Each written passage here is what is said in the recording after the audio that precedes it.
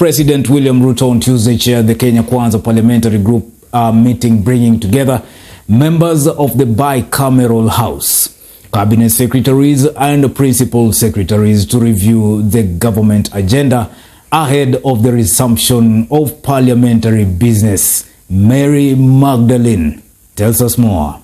President William Ruto on Tuesday, May 23rd, chaired a Kenya Kwanza Parliamentary Group meeting at Statehouse, Nairobi. Among those attending the meeting include members of parliament, cabinet secretaries, and other government officials. We always take time to appreciate your leadership of continuous engagement, more so with elected leaders.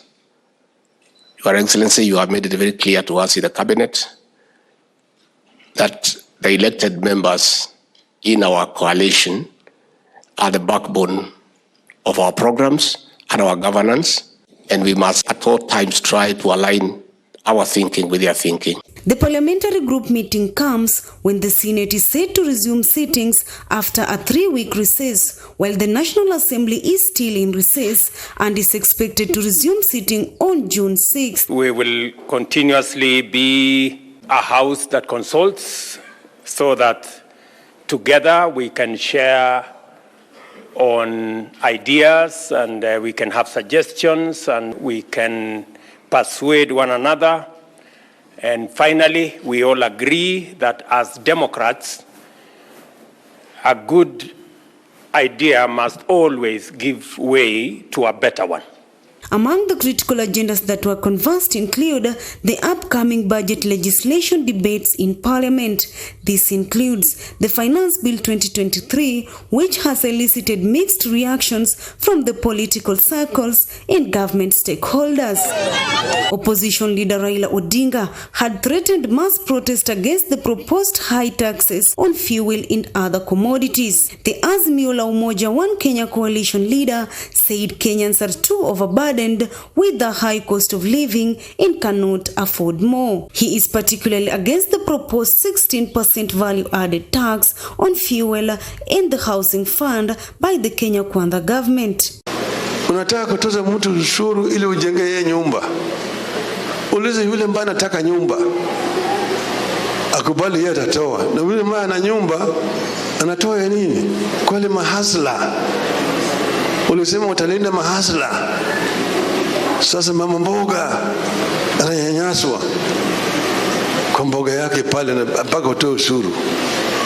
Kijana hasla ameanza biashara kidogo hii ya ICT anatoza ushuru. He said if the proposed taxes in the finance bill sail through in Parliament, he will rally Kenyans to the street. He faulted the chest thumping of the Kenya Kwanza top leadership that the bill must pass in the National Assembly. He questioned why the top leadership of the Kenya Kwanza regime in Parliament and the executive has pronounced themselves on the matters, yet the bill was yet to undergo public participation. The opposition leader termed the taunted public participation in the finance bill as a charade aimed to hoodwink Kenyans. You may have a good idea, but if there is a better idea, it is perfectly democratic, and in order for you to surrender your good idea and take the better idea that your colleague or the next person has. I am truly grateful on behalf of the executive for your support in all the items that we have already sent to the floor of Parliament. All the matters that we have sent there, whether they are legislation, whether they are names for approval, or indeed any other matter that we have sent your way, I appreciate that you have always been there to work with us so that we can ensure that we run the affairs of the Republic of Kenya together.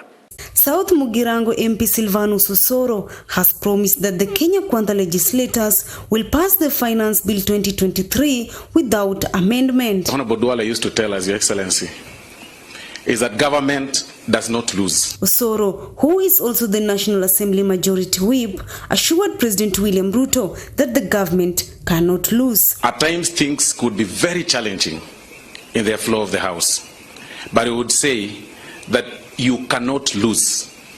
And it was very sharp to the extent that when situations were challenging in the flow of the House, he would be smart enough to withdraw when he does not have numbers in the flow of the House. You know, fast forward, Your Excellency, I have learned that the things you would say are the things that I need to apply now. That as a leader in the National Assembly, I have an obligation to make sure that the government does not lose, even when it's unpopular, that it will not lose. And by the way, it's important for me to state that even as at now, as the cabinet secretary in the executive, he still finds time to call some of us and remind us that, remember, you're a leader in the National Assembly and government does not lose. Please do not lose. For Maisha Prime, Maisha Television, my name is Mary Magdalene Nekesa.